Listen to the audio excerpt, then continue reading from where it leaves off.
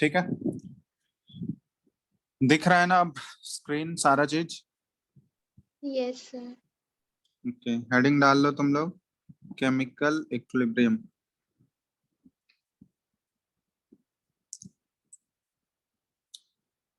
Lecture 1। ठीक है, तो केमिकल इक्विलिब्रियम, तो इक्विलिब्रियम वाले टर्म से तुम लोग क्या समझते हो? What do you mean by equilibrium? कहीं भी इक्विलिब्रियम अगर सुनते हो उसका क्या मतलब हुआ, ये बताओ। Sir balance. Sir stable. हाँ, स्टेबिलिटी या फिर बैलेंस बोल सकते हैं। जैसे फिजिक्स में तुम लोग पढ़ते होगे, कोई भी बॉडी इक्विलिब्रियम में है, इसका मतलब क्या हुआ कि वहां पे इन टर्म्स ऑफ फोर्सेस हम लोग बात करते हैं कि अपोजिट डायरेक्शन में जो फोर्सेस लग रहे होंगे वो इक्वल होंगे। इक्वल एंड अपोजिट फोर्सेस अगर किसी भी बॉडी पे एक्ट करेगा तो वो बैलेंस में रहेगा, है ना। तो उस वहाँ फिजिक्स में इन टर्म्स ऑफ फोर्स बात करते हैं। यहाँ पे हम लोग केमिस्ट्री में बात कर रहे हैं केमिकल इक्विलिब्रियम। मतलब केमिकल इक्विलिब्रियम बोलने का मतलब क्या हुआ कि इन टर्म्स ऑफ हम लोग केमिकल रिएक्शंस के टर्म में बात करेंगे। ठीक है, केमिकल रिएक्शंस कब इक्विलिब्रियम में आ सकते हैं? तो जैसे मान लो, कॉमन सा सेंस है, हम लोग बोल सकते हैं जैसे कोई भी रिएक्शन को अगर इक्विलिब्रियम में आना है, ठीक है, किसी केमिकल रिएक्शन के टर्म में अगर बात कर रहे हैं, तो किसी भी रिएक्शन को अगर इक्विलिब्रियम में आना है तो इक्विलिब्रियम में आने के लिए क्या होना चाहिए? रिएक्शन दोनों साइड से प्रोसीड होना चाहिए या नहीं? जैसे हम लोग अभी तक पढ़ते हैं कि रिएक्टेंट से प्रोडक्ट कन्वर्ट होता है केमिकल रिएक्शन में, है ना। तो अगर सिर्फ एक ही डायरेक्शन में रिएक्शन मूव करेगा, मतलब सिर्फ रिएक्टेंट से प्रोडक्ट की तरफ ही जा सकता है, तो उसमें इक्विलिब्रियम स्टैब्लिश होने का पॉसिबिलिटी है क्या? ये बताओ तो। सिर्फ सिंगल डायरेक्शन में अगर रिएक्शन मूव करेगा तो इक्विलिब्रियम स्टैब्लिश हो सकता है? यस और no? No sir. No sir. Equilibrium establish होने के लिए क्या होना चाहिए कि दोनों साइड से रिएक्शन होना चाहिए। मतलब रिएक्टेंट से प्रोडक्ट तो कन्वर्ट होना ही चाहिए, eight the same time product भी क्या हो रहा है, जो प्रोडक्ट हमारा बन रहा है वो रिएक्टेंट में भी कन्वर्ट हो, तभी टू वे रिएक्शंस होगा, तभी उस केस में हम लोग इक्विलिब्रियम की बात करेंगे। ठीक है, तो ब्रॉडली अगर हम लोग बोलना चाहें तो ब्रॉडली हम लोग रिएक्शंस को दो टाइप्स में क्लासिफाई कर सकते हैं। रिएक्शंस को टू टाइप्स में ब्रॉडली क्लासिफाई कर सकते हैं। एक होता है हमारा इरिवर्सिबल रिएक्शन और दूसरा होगा हमारा रिवर्सिबल रिएक्शन। ठीक है, इरिवर्सिबल और रिवर्सिबल, ये नाम से ही पता चल रहा होगा। इरिवर्सिबल रिएक्शन किसको बोलेंगे हम लोग? जैसे मान लो ए से बी, ये ए हमारा रिएक्टेंट है और बी हमारा प्रोडक्ट है, तो सिर्फ एक ही डायरेक्शन में ये रिएक्शन जा सकता है, ए से बी ही कन्वर्ट हो सकता है और बी से ए ये पॉसिबल नहीं है। तो इस टाइप के रिएक्शन को हम लोग बोलते हैं इरिवर्सिबल रिएक्शन। समझ में आ रहा है? और रिवर्सिबल का मतलब क्या हुआ कि वो टू वे रिएक्शन है, मतलब रिएक्टेंट से product, eight the same time product से रिएक्टेंट भी हो रहा है। ठीक है, जैसे मान लो ए से बी भी कन्वर्ट हो रहा है ये, और at the same time B से ए का भी कन्वर्जन पॉसिबल है, तो इस टाइप के रिएक्शन को बोलते हैं रिवर्सिबल। और रिवर्सिबल रिएक्शन को रिप्रेजेंट करने का हम लोग दो बार ऐसे नहीं लिखते हैं, एक ही रिएक्शन में हम लोग शो कर देते हैं। तो ये देखोगे ऐसा नोटेशन होता है, हाफ एरो यूज करते हैं, मतलब फॉरवर्ड के लिए ये हाफ और बैकवर्ड के लिए ये हाफ। देख रहा, ये हाफ एरो यूज होगा।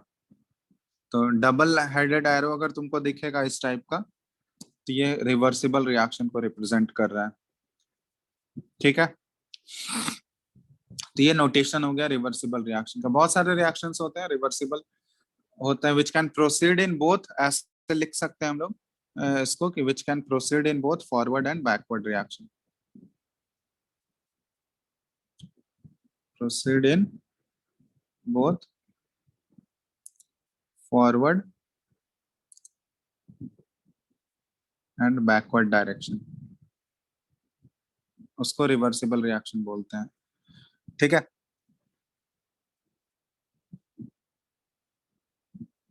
ये वाला जो है, ये देखो, ये जो है इधर जो रिएक्टेंट से प्रोडक्ट की तरफ ये हाफ जा रहा है, तो ये रिवर्सिबल रिएक्शन को ये सॉरी फॉरवर्ड रिएक्शन को समझ रहे हो ना। ये ए से बी जो कन्वर्ट हो रहा है, ए से बी जो जा रहा है, ये किसको सजेस्ट कर रहा है, कौन से रिएक्शन को? रिप्रेजेंट किसको कर रहा है? ये फॉरवर्ड रिएक्शन। और बी से ए जो आ रहा है ये किसको रिप्रेजेंट कर रहा है? बैकवर्ड रिएक्शन को। समझ रहे हो नोटेशन? यस और नो? Yes, sir. ठीक है। अब यहाँ पे एक पॉइंट लिख रहे हैं हम, रिवर्सिबल जो होता है ना, ये नेचर ऑफ रिएक्शन है। रिवर्सिबिलिटी ऐसे लिख लेते हैं, reversibility is a nature of reaction.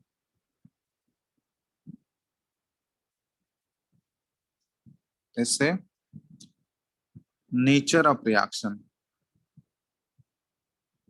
But equilibrium is a state of reaction. ये बात समझ में आ रहा है?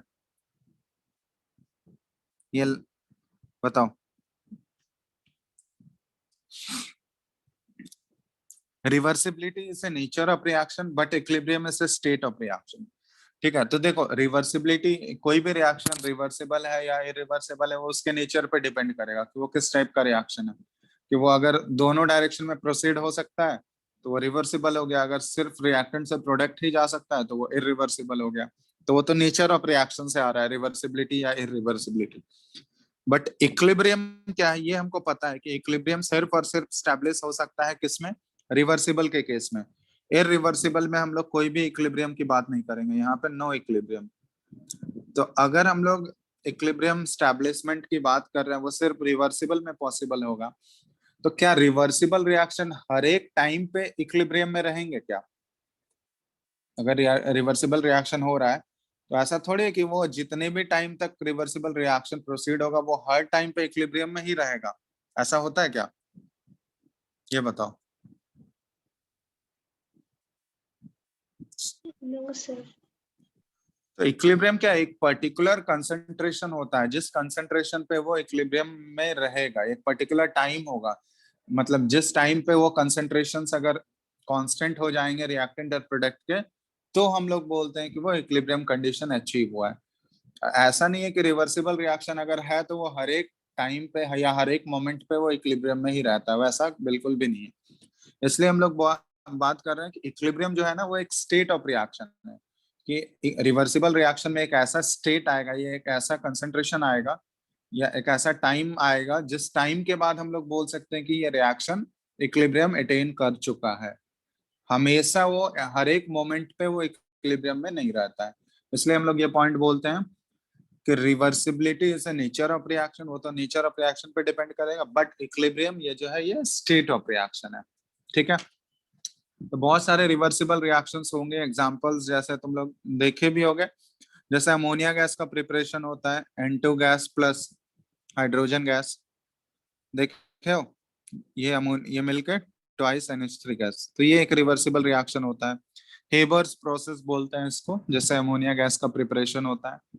और भी है बहुत सारे, जैसे N2O4 है, N2O4 का तुम डिसोसिएशन करो ये 2NO2 में कन्वर्ट होता है, तो ये भी रिवर्सिबल रिएक्शन है। तो इस तरह से हम लोग देखेंगे, किसी भी रिएक्शन को हम लोग देख के नहीं बताएंगे, बता सकते हैं कि वो रिवर्सिबल होगा या इरिवर्सिबल, वो तुमको दिया रहेगा क्वेश्चन में। ठीक है, उसके बेसिस पे हम लोग देखते हैं। तो ऐसे हम देख के नहीं बता सकते हैं कि कोई भी रिएक्शन रिवर्सिबल है या इरिवर्सिबल है। ठीक है, चलो इतना नोट कर लो, फिर आगे हम लोग देखते हैं ग्राफिकली इसको कैसे रिप्रेजेंट करते हैं हम लोग। लिख लिए इतना? Yes, sir. सर हाँ बोलो। सर कोई रीजन होता है क्या कि रिवर्सिबल ही क्यों इक्विलिब्रियम पे रहता है? अरे रिवर्सिबल इक्विलिब्रियम, इरिवर्सिबल में इक्विलिब्रियम कैसे आएगा? इक्विलिब्रियम जैसे मान लो फिजिक्स में तुम लोग पढ़ते हो, फोर्सेस अपोजिंग नेचर के होने चाहिए तभी तो वो स्टेबिलिटी आएगा या इक्विलिब्रियम कंडीशन आएगा। अब एक ही डायरेक्शन में फोर्स लगते रहेगा तो वो बॉडी कभी इक्विलिब्रियम में आएगा? ये बताओ। No sir. तो वही चीज यहाँ पे है, जब रिएक्शन टू वे होगा तभी तो इक्विलिब्रियम स्टैब्लिश होगा। सिर्फ एक ही डायरेक्शन में अगर रिएक्शन चलेगा तो कभी इक्विलिब्रियम की बात करेंगे हम लोग? ये बताओ। नहीं सर। बात वही चीज है। हाँ बोलो। फॉरवर्ड और बैकवर्ड रिएक्शन का रेट सेम रहता है? हमेशा सेम थोड़ी रहेगा, एट इक्विलिब्रियम हम लोग सेम बोलेंगे ना। अभी हम कंडीशंस लिखाएंगे इक्विलिब्रियम पे क्या क्या चीज हो सकता है, ठीक है। तो जब भी इक्विलिब्रियम स्टैब्लिश होगा तो उस समय हम लोग बोलते हैं कि rate of forward is equal to rate of backward. वो इक्विलिब्रियम कंडीशन के लिए वैलिड है, हमेशा सेम नहीं रहेगा। अगर हमेशा वो सेम रहता तब तो रिवर्सिबल रिएक्शन हर एक मोमेंट पे इक्विलिब्रियम में रहता ना। समझ रहे हो बात? सर वो रेट किस पे डिपेंड करता है? सारा चीज देखेंगे अभी, रेट किस पे डिपेंड करता है। रेट वो सब चीज एक्चुअली हम लोग को वो रेट ऑफ रिएक्शन वाला पार्ट वो केमिकल काइनेटिक्स में हम लोग पढ़ते हैं, जहाँ पे स्पीड ऑफ रिएक्शन या रेट ऑफ रिएक्शन डिपेंड करता है। बहुत सारे फैक्टर्स होते हैं रेट ऑफ रिएक्शन, कंसंट्रेशन पे डिपेंड करता है, ऑर्डर पे डिपेंड करता है, वो सारा चीज है। तो वो क्लास 12th में एक चैप्टर है केमिकल काइनेटिक्स, उसमें पूरा डिटेल में हम लोग यही सारा चीज पढ़ते हैं, ठीक है। तो अभी जितना यूज होगा, अभी रेट के बारे में हम लोग ज्यादा डिस्कशन नहीं करेंगे यहाँ पे। इस चैप्टर में हम लोग थर्मोडायनेमिक पार्ट पे ज्यादा फोकस करते हैं। रेट वाला जो पार्ट है, स्पीड वाला जो पार्ट है, काइनेटिक्स में वो आता है, वो काइनेटिक्स से रिलेटेड है, ठीक है। तो वो केमिकल काइनेटिक्स में वो डिटेल में हम लोग करते हैं यहाँ पे, ठीक है। तो जैसे यहाँ पे मान लो अगर रिवर्सिबल रिएक्शन, किसी भी रिवर्सिबल रिएक्शन को अगर हम लोग जनरली रिप्रेजेंट करना चाहें, ठीक है, तो ग्राफिकली अगर रिप्रेजेंट करेंगे हम लोग, तब जैसे मान लो यहाँ पे वाई एक्सिस पे हम लोग कंसंट्रेशन ले रहे हैं रिएक्टेंट का। देखो ऐसे स्क्वायर ब्रैकेट में अगर हम लोग लिख रहे हैं ना कुछ भी, तो वो उसके कंसंट्रेशन को डिनोट करता है। समझ रहे हो बात? ये तुम लोग पहले भी पढ़े होगे। स्क्वायर ब्रैकेट में अगर लिख रहे हैं किसी भी चीज को, तो ये कंसंट्रेशन डिनोट करता है। जैसे स्क्वायर ब्रैकेट में ए लिखा हुआ है, तो ये कंसंट्रेशन ऑफ ए, ठीक है। बी लिखेंगे तो वो कंसंट्रेशन आएगा। तो यहाँ कंसंट्रेशन ऑफ रिएक्टेंट ले रहे हैं हम लोग और वर्सेस टाइम ग्राफ प्लॉट कर रहे हैं। तो किसी भी रिवर्सिबल रिएक्शन के लिए अगर तुम देखो, ये रिएक्टेंट से अगर ये प्रोडक्ट जा रहा है, तो टाइम के साथ क्या होगा, पहले मान लो, चलो ये इररिवर्सिबल का हम डिनोट कर रहे हैं। इररिवर्सिबल के केस में क्या होगा ये बताओ तो? टाइम के साथ रिएक्टेंट का कंसंट्रेशन हमेशा क्या होते जाएगा, वो डिक्रीज करते जाएगा। यस और no? Yes sir. Yes sir. Irreversible में क्या होगा, टाइम के साथ ये रिएक्टेंट का कंसंट्रेशन ये हमेशा ये क्या हो रहा है, डिक्रीज ही होते जा रहा है, ठीक है। जनरली हम प्लॉट किए हैं कि रिएक्टेंट का कंसंट्रेशन टाइम के साथ ये घटते जाएगा। ये इररिवर्सिबल रिएक्शन को रिप्रेजेंट कर रहा है। रिवर्सिबल के लिए अगर हम लोग ये ड्रॉ करें, तो रिवर्सिबल के केस में क्या होगा, यहाँ पे हम लोग ये रिएक्टेंट का कंसंट्रेशन ले रहे हैं। चलो ये दोनों यहाँ पे रिप्रेजेंट करेंगे, यहाँ पे प्रोडक्ट का भी ड्रॉ करेंगे, ठीक है। और यहाँ पे अगर इसी में अगर तुम प्रोडक्ट डिनोट करो, तो प्रोडक्ट का कंसंट्रेशन टाइम के साथ हमेशा क्या होते जाएगा, इस केस में इररिवर्सिबल में इंक्रीज करते जाएगा, ठीक है। तो यहाँ रिएक्टेंट वर्सेस टाइम हम सिर्फ प्लॉट किए हैं। अब यहाँ देखो, अगर रिवर्सिबल के केस में हम लोग प्लॉट करें, तो रिवर्सिबल के केस में अगर प्लॉट करोगे, तो रिएक्टेंट का कंसंट्रेशन क्या होगा, टाइम के साथ ये घटा, डिक्रीज कर रहा है। इनिशियली तो डिक्रीज ही करेगा ना, ठीक है। उसके बाद एक ऐसा टाइम आएगा जिसके बाद, उस टाइम के बाद रिएक्टेंट का कंसंट्रेशन क्या हो गया, कांस्टेंट हो गया, ठीक है, ठीक है। उसके बाद ये क्या है, ये रिएक्टेंट का कंसंट्रेशन है versus time. Eight the same time product का कंसंट्रेशन क्या होगा, इनिशियली ये इंक्रीज करेगा, टी इक्वल टू 0 पे ये इंक्रीज करना स्टार्ट करेगा 0 से के बाद से। और ये भी एक टाइम ऐसा आएगा जिस टाइम पे इक्विलिब्रियम अटेन हो जाएगा, और इक्विलिब्रियम अटेन करने के बाद इसका कंसंट्रेशन क्या हो जाता है, वो कांस्टेंट। ये हो गया प्रोडक्ट का, ठीक है। तो ये कुछ कंसंट्रेशन वर्सेस टाइम ग्राफ है रिवर्सिबल के केस में। तो ये रिएक्टेंट का कंसंट्रेशन टाइम के साथ इनिशियली घट रहा था, फिर एक टाइम आने के बाद, अब ये जो टाइम है, जिस टाइम के बाद से रिएक्टेंट और प्रोडक्ट दोनों का कंसंट्रेशन कांस्टेंट हो जा रहा है, इस टाइम को हम लोग क्या बोलते हैं, इस टाइम पे वो रिएक्शन क्या हो गया, वो इक्विलिब्रियम अटेन कर चुका है, इक्विलिब्रियम में आ चुका है। समझ में आ रहा है बात? इक्विलिब्रियम में आने के बाद रिएक्टेंट और प्रोडक्ट दोनों का कंसंट्रेशन क्या हो जाता है, वो कांस्टेंट हो जाता है, वो चेंज नहीं होता है, कांस्टेंट कंसंट्रेशन पे वो चलते रहेगा रिएक्शन, रिएक्टेंट का भी और प्रोडक्ट का भी। समझ आया बात? Yes, sir. यस और नो? Yes, sir. दोनों में डिफरेंस समझ आ रहा है ना, इररिवर्सिबल और रिवर्सिबल के केस में, ठीक है। तो अब यहाँ देखो, जिस टाइम, ये जो टाइम है, जिस टाइम के बाद रिएक्टेंट और प्रोडक्ट दोनों का कंसेंट्रेशन क्या हो जा रहा है, इक्वल हो जा रहा है, सॉरी इक्वल नहीं, कांस्टेंट हो जा रहा है, तो उस टाइम के बाद हम लोग बोलते हैं कि उस टाइम पे रिएक्शन इक्विलिब्रियम अटेन कर चुका है। अब इक्विलिब्रियम से रिलेटेड हम लोग कुछ कुछ पॉइंट्स देखते हैं, ठीक है। इक्विलिब्रियम पे हम लोग क्या क्या चीज बोल सकते हैं। सबसे पहला पॉइंट कि इक्विलिब्रियम, जैसे ही कोई रिएक्शन इक्विलिब्रियम अटेन कर चुका है उसके बाद हम लोग बोल सकते हैं कि कॉन्सेंट्रेशन जो है हर एक रिएक्टेंट का, ईच रिएक्टेंट एंड प्रोडक्ट, जितने भी रिएक्टेंट और प्रोडक्ट इन्वॉल्व हैं उस रिएक्शन में, क्या होगा, हर एक रिएक्टेंट और प्रोडक्ट का कंसेंट्रेशन क्या हो जाएगा, कांस्टेंट हो जाएगा। यस और नो? ये चीज हमको दिख भी रहा है ग्राफ से। जैसे ही एक बार वो इक्विलिब्रियम अटेन कर चुका है उसके बाद रिएक्टेंट और प्रोडक्ट जितने भी होंगे उसमें, उन सभी रिएक्टेंट और प्रोडक्ट का कॉन्सेंट्रेशन क्या हो जाएगा, वो कांस्टेंट हो जाएगा, ठीक है। अब कांस्टेंट होगा तो उसको हम लोग तीन तरीके से रिप्रेजेंट कर सकते हैं, ठीक है। जैसे फर्स्ट ये है कंसंट्रेशन वर्सेस टाइम है, ठीक है। तो पहला तो यही रिप्रेजेंटेशन है जो ऊपर हम लोग दिखाए हैं, ये रिएक्टेंट का है और इसके बाद ये प्रोडक्ट का कंसंट्रेशन टाइम के साथ बढ़ा उसके बाद कांस्टेंट हो गया। ये हो गया प्रोडक्ट और ये हो गया रिएक्टेंट। दिख रहा है ना सबको? पहला तो पॉसिबिलिटी ये है, इस पॉइंट, ये वाला पॉइंट जो है हम लोग इसको बोलते हैं इक्विलिब्रियम पॉइंट। समझ आ रहा है बात? Yes, sir. ठीक है, तो पहला पॉसिबिलिटी ये है। दूसरा पॉसिबिलिटी ये हो सकता है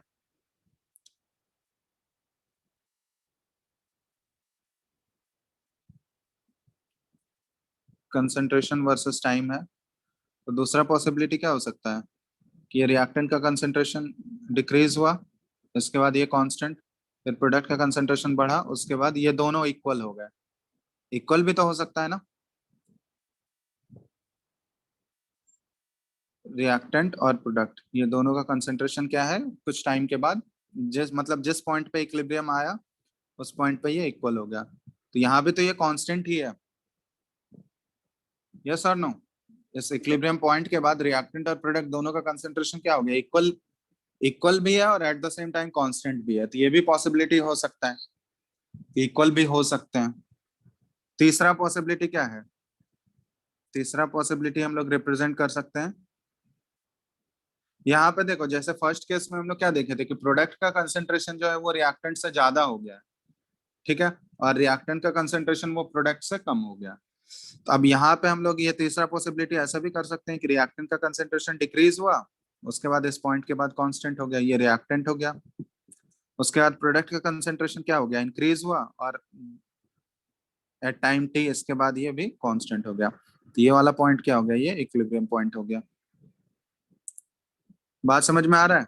ये तीनों केस क्लियर है? ये तीनों पॉसिबिलिटी में से कोई भी हो सकता है, यस और नो?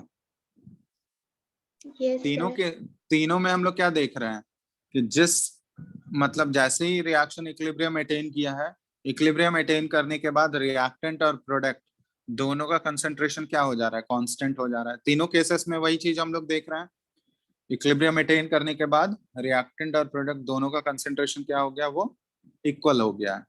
इक्वल एक केस में इक्वल हुआ है, बाकी दोनों केसेस में कांस्टेंट है। तो इक्वल भी हो सकता है, ठीक है, क्योंकि वो भी एक पॉसिबिलिटी है कि इक्वल हो के कांस्टेंट वो हो सकता है, क्यों नहीं हो सकता है, ठीक है। तो तीनों में से कोई भी पॉसिबिलिटी है, तीनों केस में हम लोग बोलेंगे कि रिएक्शन जो है वो इक्विलिब्रियम अटेन कर चुका है। यस और नो? पहला पॉइंट क्लियर है with respect to equilibrium? Yes, sir. चलो फर्स्ट पॉइंट अगर क्लियर है, ड्रॉ कर लो इसको, तुम लोग ड्रॉ कर लियो ग्राफ तीनों। Yes, sir.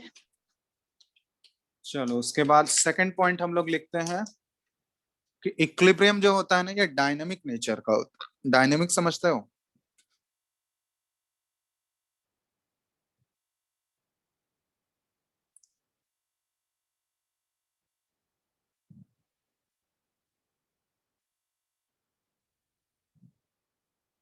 डायनामिक का मतलब समझते हो?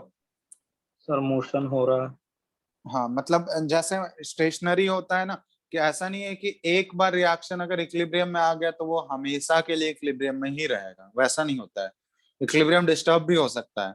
अगर हम लोग आगे देखेंगे कैसे कैसे इक्विलिब्रियम डिस्टर्ब हो सकता है। कंसंट्रेशन अगर चेंज कर दे हम लोग, टेम्परेचर चेंज कर दें, वॉल्यूम चेंज कर दें, प्रेशर चेंज कर दें, तो ये सारा चीज अगर चेंज कर देंगे हम लोग इक्विलिब्रियम पे, तो फिर वो इक्विलिब्रियम क्या हो जाएगा, डिस्टर्ब हो जाएगा।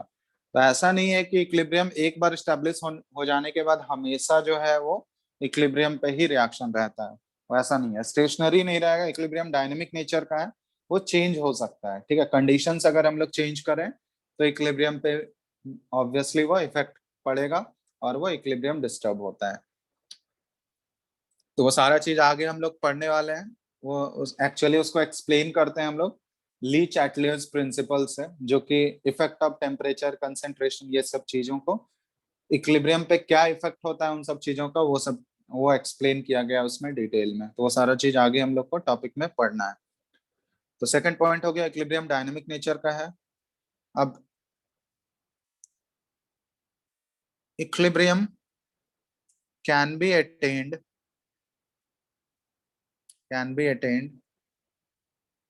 either by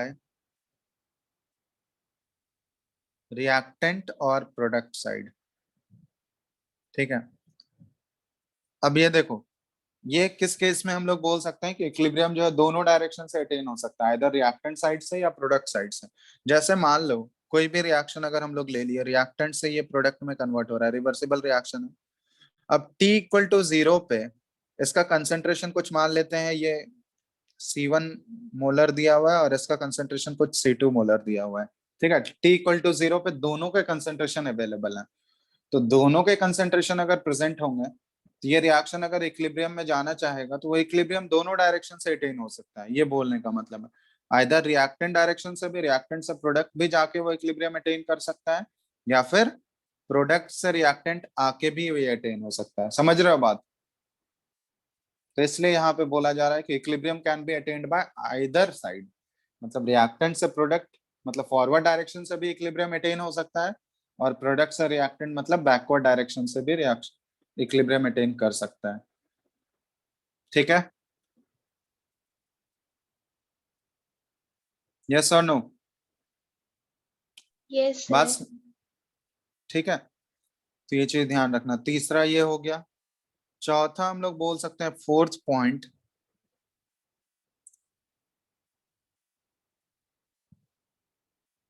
equilibrium is attained in a closed container। Closed container का जरूरत पड़ेगा या नहीं? अगर मान लो उस रिएक्शन में गैसेस स्पीसीज इन्वॉल्व होंगे, ठीक है, या फिर वेपर भी इन्वॉल्व होगा, मान लो टेम्परेचर अगर चेंज हो रहा है, लिक्विड भी अगर इन्वॉल्व होगा, तो ऑब्वियसली टेम्परेचर तुम राइज करोगे तो वो वेपर में बदलेगा।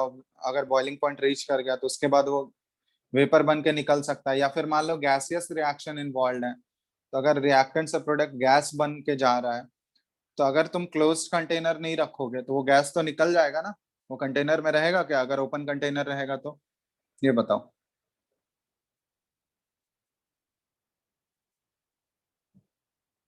तो इसलिए हम लोग बोलते हैं कि इक्विलिब्रियम स्टैब्लिश करने के लिए हमेशा हम लोग प्रेफर करते हैं एक क्लोज्ड कंटेनर हमारे पास होना चाहिए, ताकि जितने भी रिएक्टेंट्स और प्रोडक्ट फॉर्म हो रहे हैं वो सारा उसी कंटेनर में रह सके। तभी तो अगर मान लो प्रोडक्ट जो है हमारा गैसियस प्रोडक्ट अगर बन रहा होगा, तो अगर वो ओपन कंटेनर है तो प्रोडक्ट तो बन के निकल जाएगा पूरा, अब वो प्रोडक्ट बचा कहाँ जो कि वापस वो रिएक्ट करके रिएक्टेंट में आ सकता है। ठीक है, इसलिए हम लोग हमेशा बोलते हैं कि equilibrium is always attend in a closed container. बात समझ में आ रहा है ये सारा पॉइंट? यस और नो? Yes, sir. हेलो, ये फोर्थ पॉइंट हो गया, equilibrium is attend in a closed container. Next point हम लोग बोल सकते हैं, ये बहुत ही इंपॉर्टेंट पॉइंट है, कि इक्विलिब्रियम पे हम लोग ये बात करते हैं कि rate of forward reaction is equal to rate of backward reaction. ये बहुत ही इंपॉर्टेंट पॉइंट है, is equal to rate of backward reaction.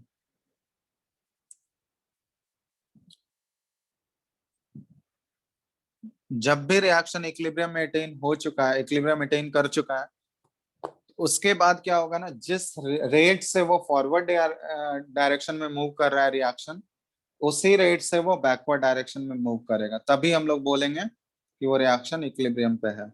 मतलब rate of forward direction is equal to rate of backward direction. ये जिस भी time पे ये हो गया, उस टाइम पे हम लोग बोल देंगे कि वो रेट अचीव कर चुका है, वो इक्विलिब्रियम अचीव कर चुका है।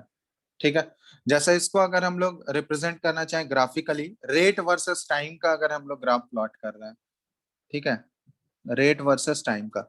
अब यहाँ पे एक चीज ध्यान देना, अभी तो सिर्फ ये बता रहे हैं कि रेट जो होता है ये डायरेक्टली प्रोपोर्शनल टू कंसंट्रेशन होता है, लेकिन सिर्फ यही फैक्टर नहीं होता है, बहुत सारे फैक्टर्स होते हैं और भी, वो हम लोग केमिकल काइनेटिक्स में पढ़ेंगे। तो अभी सिर्फ हम लोग इतना चीज देखते हैं कि रेट जो होगा वो डायरेक्टली प्रोपोर्शनल टू कंसंट्रेशन होता है। ठीक है, तो अगर हम लोग फॉरवर्ड रिएक्शन का rate of forward reaction, RF ये क्या डिनोट कर रहा है, रेट ऑफ फॉरवर्ड रिएक्शन। तो फॉरवर्ड रिएक्शन की अगर हम लोग बात कर रहे हैं, तो फॉरवर्ड रिएक्शन का रेट जो है वो डायरेक्टली प्रोपोर्शनल होगा रिएक्टेंट के कंसंट्रेशन, और रेट ऑफ बैकवर्ड रिएक्शन का जो रेट होगा वो डायरेक्टली प्रोपोर्शनल होगा कंसंट्रेशन ऑफ प्रोडक्ट के।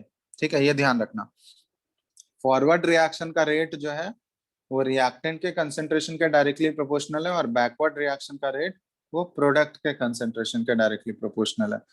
तो यहाँ पे अगर हम लोग रेट वर्सेस टाइम का ग्राफ प्लॉट करना चाहें, तो रेट वर्सेस टाइम का ग्राफ किस टाइप में आ सकता है ये बताओ। ये देखो, ये रेट है यहाँ पे वाई एक्सिस में, और यहाँ टाइम ले रहे हैं हम लोग। तो ये देखो, यहाँ पे ये रेट ऑफ फॉरवर्ड रिएक्शन है, इनिशियली रिएक्टेंट का कंसंट्रेशन कम हो रहा है, तो रेट ऑफ फॉरवर्ड रिएक्शन क्या हो गया, ये डिक्रीज कर रहा है, इसके बाद ये क्या हो गया, एक पॉइंट के बाद कांस्टेंट हो गया। उसके बाद देखो रेट ऑफ बैकवर्ड रिएक्शन ये इंक्रीज हुआ इनिशियली, क्योंकि प्रोडक्ट का कंसंट्रेशन इनिशियली बढ़ेगा, तो उसके बाद ये इंक्रीज हुआ, उसके बाद एक टाइम के बाद ये कांस्टेंट हो गया, और ये दोनों इक्वल हो गया।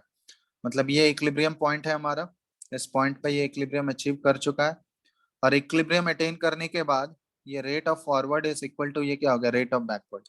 तो बोलेंगे यहाँ पे ये इक्विलिब्रियम अटेन कर चुका है। ठीक है, तो ये तो हमारा रेट वर्सेस टाइम का ग्राफ है, इक्विलिब्रियम पॉइंट पे हम लोग रिप्रेजेंट कर रहे हैं उसको। नेक्स्ट अगर इस टाइप का ग्राफ हम लोग प्लॉट करें, ये बताना, तो ये भी रेट वर्सेस टाइम का ग्राफ है।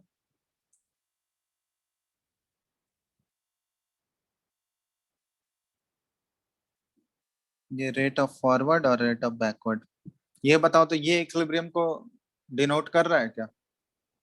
नहीं सर। No sir. क्यों? सर इक्वल नहीं है। हाँ, इक्वल नहीं है, कांस्टेंट तो हुआ है, बट यहाँ पे हम लोग कंसंट्रेशन के टर्म में अगर ऐसा लिखते, कंसंट्रेशन वर्सेस टाइम अगर प्लॉट करते, तो फिर सही था, क्योंकि वहां पे जरूरी नहीं है कि कंसंट्रेशन ऑफ प्रोडक्ट जो है वो इक्वल टू रिएक्टेंट हो, वो जरूरी नहीं है। कंसंट्रेशन के टर्म में अगर बोलेंगे तो इक्विलिब्रियम अटेन करने के बाद कंसंट्रेशन कांस्टेंट हो जाता है। उसमें एक स्पेशल केस है कि अगर कांस्टेंट हो रहा है तो वो मे और मे नॉट भी इक्वल, मतलब वो प्रोडक्ट के इक्वल हो भी सकता है या नहीं भी हो सकता है, तो वो होने वाला कंडीशन, वो एक पॉसिबिलिटी हम लोग कंसिडर किए कि वो हो भी सकता है। लेकिन यहाँ पे ये मस्ट है कि अगर इक्विलिब्रियम अटेन कर चुका है रिएक्शन, तो रेट जो होना चाहिए फॉरवर्ड वो इक्वल टू बैकवर्ड, ये होना ही चाहिए। ये अगर नहीं होगा तो फिर हम लोग इक्विलिब्रियम कंडीशन स्टैब्लिश नहीं होगा हम लोग। ठीक है, तो उसको इक्विलिब्रियम कंडीशन कंसिडर नहीं करेंगे जिस केस में इक्वल नहीं होगा दोनों। तो ये एक है, ये इक्विलिब्रियम को रिप्रेजेंट नहीं कर रहा है। तीसरा अगर हम लोग ऐसे डिनोट करें रेट वर्सेस टाइम, जैसे हम लोग इनिशियली किए थे, ये रिएक्टेंट का रेट ऑफ फॉरवर्ड है, डिक्रीज हुआ उसके बाद कांस्टेंट, रेट ऑफ बैकवर्ड है, ये इंक्रीज हुआ उसके बाद कांस्टेंट। तो ये भी इक्विलिब्रियम को डिनोट कर रहा है क्या? यस और नो? आर नो एफ और आर, तो ये भी इक्विलिब्रियम को डिनोट नहीं कर रहा है, क्योंकि यहाँ आर एफ और आर बी ये दोनों इक्वल नहीं है, not equal to R B. इस केस में भी R F is not equal to R B.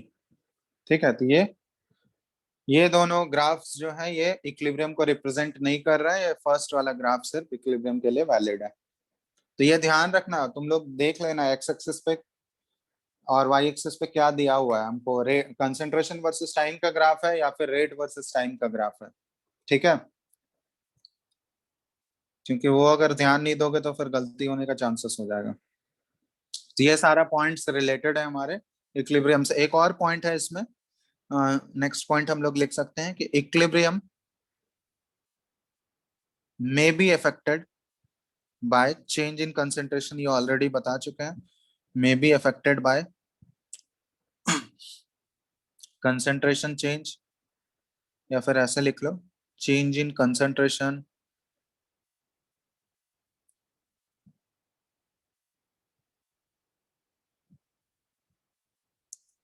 या फिर प्रेशर, वॉल्यूम, टेम्परेचर एटसेट्रा। ये सारे फैक्टर्स में अगर चेंज करेंगे हम लोग तो ऑब्वियसली उसका इम्पैक्ट इक्विलिब्रियम पे पड़ेगा और इक्विलिब्रियम भी डिस्टर्ब होता है। ठीक है, चलो तो इतना सारा पॉइंट्स रिलेटेड है इक्विलिब्रियम से, ये सब ध्यान रखना, इंपॉर्टेंट पॉइंट्स हैं ये सब, बेसिक चीज है लेकिन ये पता होना चाहिए।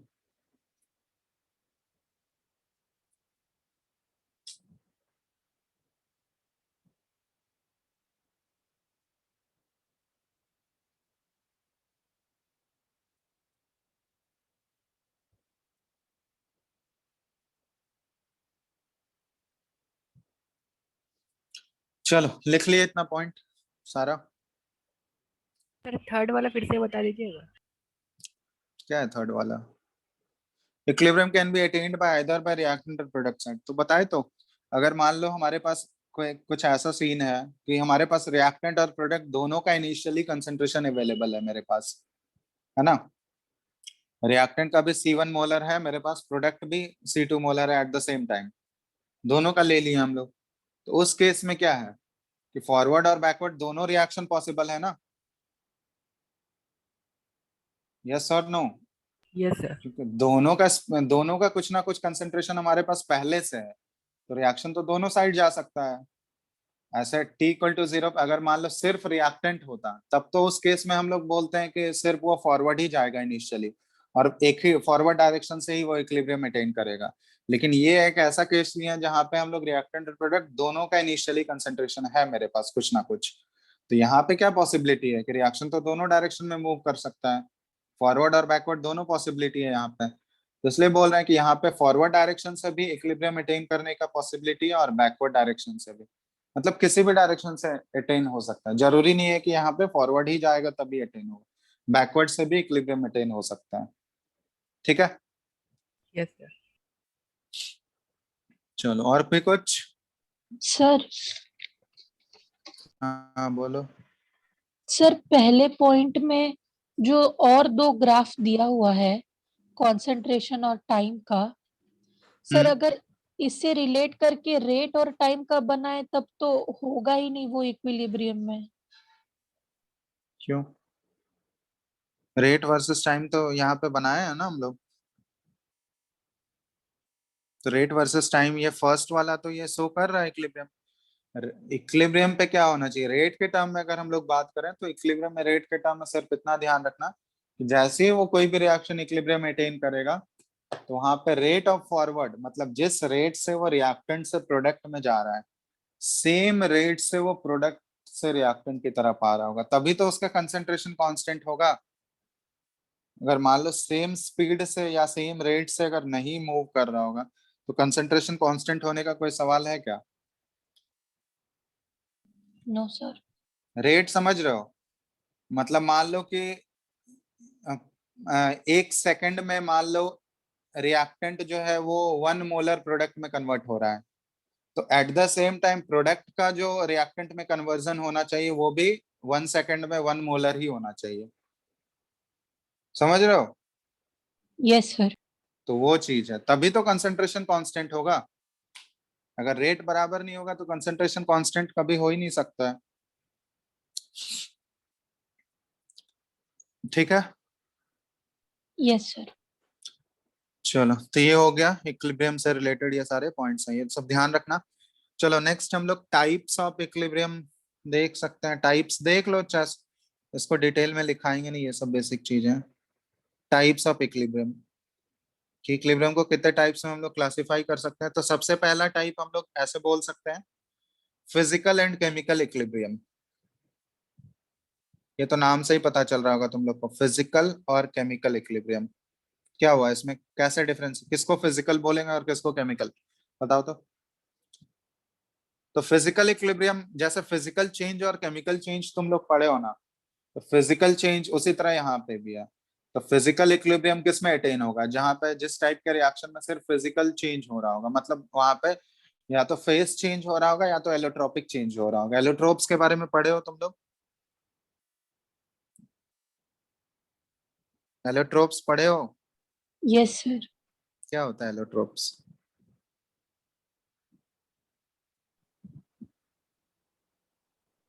अब ये सब चीज नहीं बताओगे तुम लोग, जल्दी बोलो, एलोट्रोप्स क्या होता है? सर मतलब कॉल। सेमी, हाँ सेमी एलिमेंट जो है वो डिफरेंट फॉर्म्स में एग्जिस्ट करते हैं, एक सिंगल एलिमेंट का ही वो बना हुआ होगा, बट वो अलग अलग स्ट्रक्चर्स होते हैं उसके। जैसे कार्बन का बहुत सारा एलोट्रोप्स हम लोग पढ़े हो, ग्राफाइट, डायमंड, बकमंस्टर, चारकोल। फॉलरेंस। हाँ कार्बन का क्रिस्टलाइन एलोट्रोप्स होता है, एमोर्फस एलोट्रोप्स होता है। क्रिस्टलाइन में ये तीन हो गए, ग्राफाइट, डायमंड और बकमंस्टर फॉलरेन, ठीक है, ये तीन हो गए। उसके बाद एमोर्फस में हम लोग बोलते हैं कोक हो गया, चारकोल हो गया, वो सारा चीज, कोल गैस हो गया, वो सारा चीज है ना,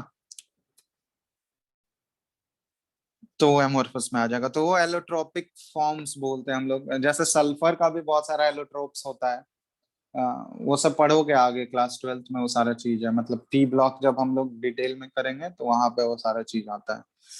तो डिफरेंट स्ट्रक्चर्स के फॉर्म में वो एग्जिस्ट करता है। जैसे कार्बन, कार्बन का ही जैसे एलोट्रोप्स अभी हम लोग देखें, जैसे तुम लोग पढ़े होगे स्ट्रक्चर डायमंड और ग्राफाइट का, दोनों का स्ट्रक्चरल डिफरेंसेस होता है या नहीं? दोनों इनफैक्ट कार्बन से ही बने हुए हैं, बट दोनों का प्रॉपर्टीज तो एंटायरली डिफरेंट है, उसके स्ट्रक्चर की वजह से आता है। जैसे ग्राफाइट का स्ट्रक्चर तुम लोग पढ़े होगे, कैसा होता है, हेक्सागोनल पैकिंग होता है ना, टू लेयर्ड स्ट्रक्चर्स होता है, 2D स्ट्रक्चर, देखे हो ग्राफाइट का? बोलो Yes. जल्द। तो Yes, उसमें sir. Yes to sir. 2D structure होता है, उसमें हेक्सागन मतलब हर एक कार्बन एटम्स उसमें बोलते हैं तीन तीन कार्बन एटम से अटैच्ड है, जिसके कारण एक कार्बन के आउटर मोस्ट शेल में चार होते हैं, मतलब चार बॉन्ड बना सकता है बेसिकली वो, बट एक इलेक्ट्रॉन जो होता है ग्राफाइट में उसका वेकेंट रहता है, मतलब फ्री इलेक्ट्रॉन्स रहता है, वो बॉन्डेड नहीं होता है। उसी फ्री इलेक्ट्रॉन्स की वजह से ग्राफाइट जो है वो इलेक्ट्रिसिटी कंडक्ट करता है, पढ़े हो गया ये सब चीज। लेकिन डायमंड जो है, डायमंड में हर एक कार्बन एटम जो है वो चार चार कार्बन एटम से बॉन्डेड होता है, वो 3D स्ट्रक्चर होता है, बहुत ही मतलब वो कॉम्प्लेक्स टाइप का स्ट्रक्चर होता है, कोवेलेंट नेटवर्क हम लोग बोलते हैं उसको। तो डायमंड में चारों वैलेंस इलेक्ट्रॉन कार्बन के यूज हो जाते हैं, इसलिए डायमंड जो है वो इलेक्ट्रिसिटी कंडक्ट नहीं करेगा, but at the same time graphite जो है इलेक्ट्रिसिटी कंडक्ट करता है, ठीक है। तो वो सारा स्ट्रक्चरल डिफरेंसेस की वजह से उसके प्रॉपर्टीज में डिफरेंस आता है, तो उसी को बोलते हैं हम लोग एलोट्रोप्स, ठीक है। तो एलोट्रोपिक चेंज हो रहा होगा या फिर सिर्फ फेस चेंजेस हो रहा होगा, तो उस टाइप में, उस टाइप के रिएक्शन में अगर इक्विलिब्रियम अटेन हो रहा होगा तो उसको हम लोग बोलते हैं फिजिकल इक्विलिब्रियम। जैसे मान लो ये है सिंपल सा रिएक्शन, H2O सॉलिड जो है ये कन्वर्ट हो रहा है आइस से, ये लिक्विड में है, तो यहाँ पे कोई नया सब्सटेंस थोड़ी ना मिल रहा है, यहाँ पे सिर्फ फेस ही चेंज हो रहा है ना। तो यहाँ पे अगर कोई इक्विलिब्रियम स्टैब्लिश होगा तो इसको हम लोग फिजिकल इक्विलिब्रियम बोलते हैं। या फिर ऐसे अगर बोले, कार्बन ग्राफाइट फॉर्म में है और ये कन्वर्ट हो गया कार्बन डायमंड, तो यहाँ पे क्या हो रहा है, ये एलोट्रोपिक चेंज रिप्रेजेंट कर रहा है, यस और नो? तो यहाँ पे कोई इक्विलिब्रियम अटेन होगा तो इसको फिजिकल इक्विलिब्रियम बोलेंगे। केमिकल इक्विलिब्रियम में क्या होगा ये बताओ? देयर इज एक केमिकल रिएक्शन, एक्चुअली में एक केमिकल रिएक्शन होगा और नया प्रोडक्ट बनेगा, बिल्कुल नया सब्सटेंस का फॉर्मेशन होगा, chemical reaction between the species, मतलब रिएक्टेंट स्पीसीज के बीच में केमिकल रिएक्शन हो रहा होगा।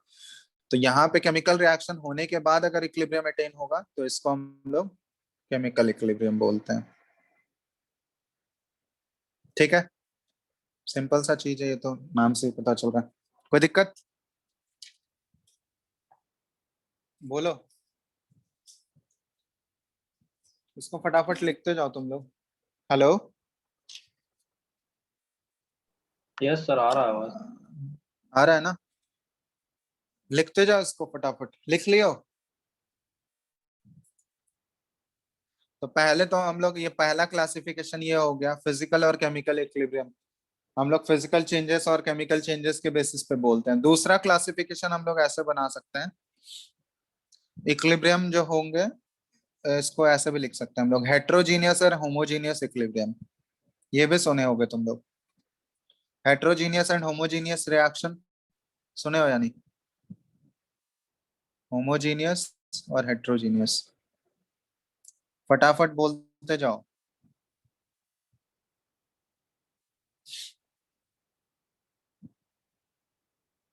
बोलो।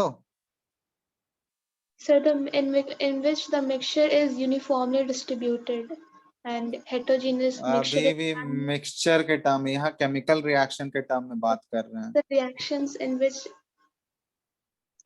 सर मिक्सचर के Which- टर्म में ही पढ़े थे। सर फेज अरे यार, डिफरेंस। तो पढ़े हो तो उसको अप्लाई करो ना यहाँ पे। अब हर चीज तुमको, वहां पे तुम लोग मिक्सचर के टर्म में पढ़े थे, यहाँ पे रिएक्शन के टर्म में से सेम चीज अप्लाई कर दो तो हो गया, उससे बात तो एक ही रहेगा ना।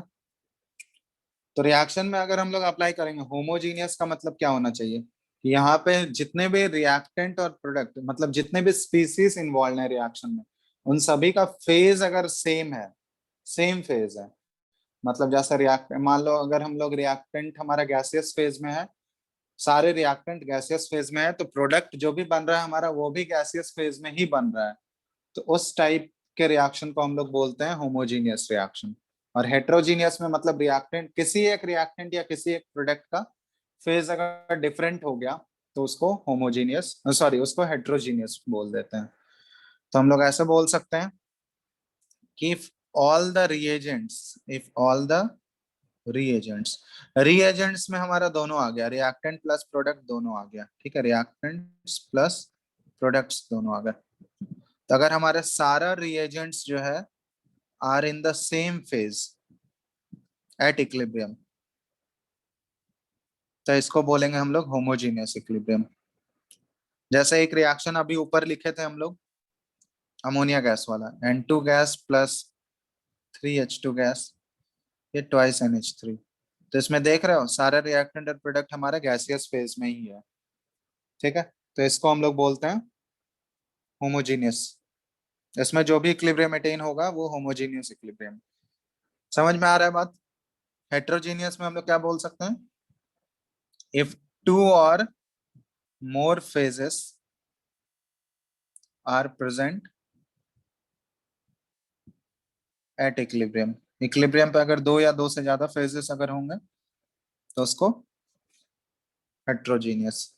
फॉर एग्जांपल बताओ, जैसे कार्बन है, ये मान लो CO2 से रिएक्ट करता है, इस टाइप का रिएक्शन है, और ये कार्बन मोनोऑक्साइड बनाता है 2CO गैस, तो ये एक हेट्रोजीनियस इक्विलिब्रियम हो गया है ना, सॉलिड भी है और गैस भी है, तो दो फेजेस यहाँ पे प्रेजेंट है इक्विलिब्रियम में। जैसे और भी लिख सकते हैं, जैसे H प्लस जो है, 2H प्लस, ये एक्वस फेज में रहता है हमारा, ये मान लो दो इलेक्ट्रॉन एक्सेप्ट कर लिया, तो ये किस में कन्वर्ट हो जाएगा हमारा, हाइड्रोजन गैस में। तो ये भी देखो यहाँ पे एक्वस और हाइड्रोजन, ये गैस जो है, ये दो फेजेस हैं इक्विलिब्रियम पे, तो हेट्रोजीनियस इक्विलिब्रियम हो गया ये। समझ में आ रहा है डिफरेंस?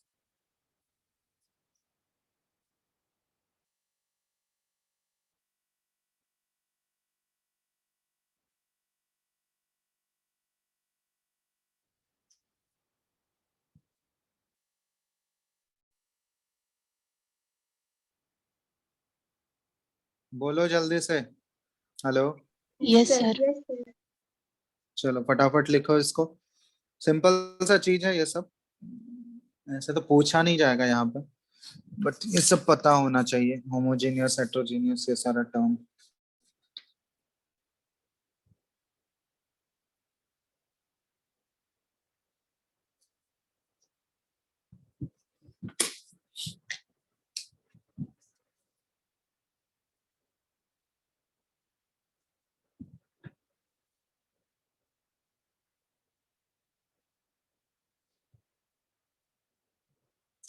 लिख लिए? Yes, sir. ओके चलो, तो ये हो गया हमारा इक्विलिब्रियम का इंट्रोडक्शन भी हो गया, टाइप्स ऑफ इक्विलिब्रियम भी हो गया। चलो अब इसमें अब आगे हम लोग काम के चीज पे बढ़ते हैं आगे। ठीक है, एक्सप्रेशन कैसे हम लोग लिखेंगे, इक्विलिब्रियम कांस्टेंट कैसे रिप्रेजेंट करते हैं, वो सारा चीज देखते हैं। तो इसके लिए एक हम लोग पढ़ते हैं लॉ, जिसको बोला जाता है law of mass action. Law of mass action, ठीक है।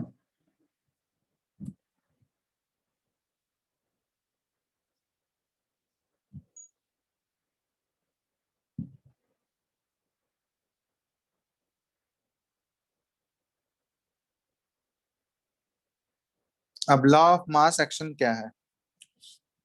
तो अकॉर्डिंग टू दिस लॉ, ठीक है, इसका स्टेटमेंट लिख लो तुम लोग पहले। According to this law, rate of reaction at a given temperature, rate of reaction at a given temperature is directly proportional to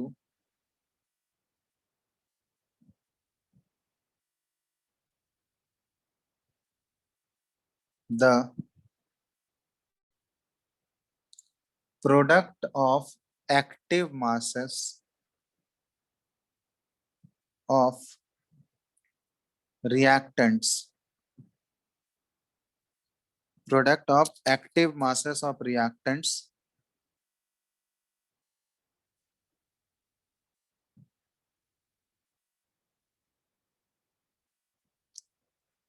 raised to, ठीक है ऐसा लिख सकते हो, raised to the power equal to the stoichiometric coefficient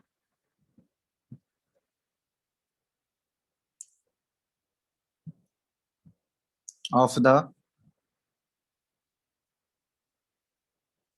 balanced chemical reaction, या balance chemical equation लिख लो, at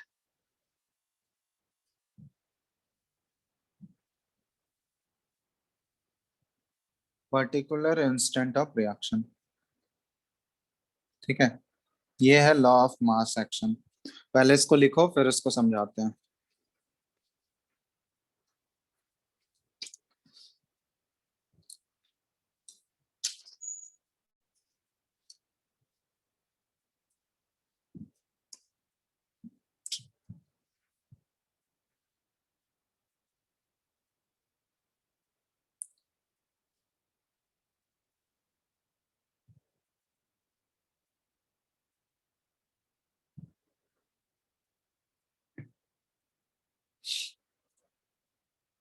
लिख लिए? Yes, sir. चलो अब Right. यहाँ पे देखो एक टर्म आ रहा है एक्टिव मास। ये एक्टिव मास एक्चुअली क्या है?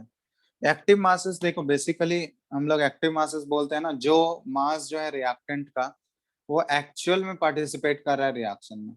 इसमें एक थ्योरी हम लोग पढ़ते हैं एक्टिवेटेड थ्योरी, मतलब हम लोग बोलते हैं कि वैसा मॉलिक्यूल्स, मतलब कोई भी रिएक्शन जो होता है 100% एफिशिएंट होता है क्या? प्रैक्टिकली हम लोग नहीं बोलते हैं ना वैसा, मतलब थियोरेटिकली तो हम लोग बोल देते हैं कि 100% कन्वर्ट हो जाएगा, थियोरेटिकली हम लोग कंसिडर कर सकते हैं, लेकिन कोई भी रिएक्शन जो है प्रैक्टिकली वो 100% प्रोडक्ट में कन्वर्ट होगा? परसेंटेज इल्ड 100% तो प्रैक्टिकली पॉसिबल नहीं है।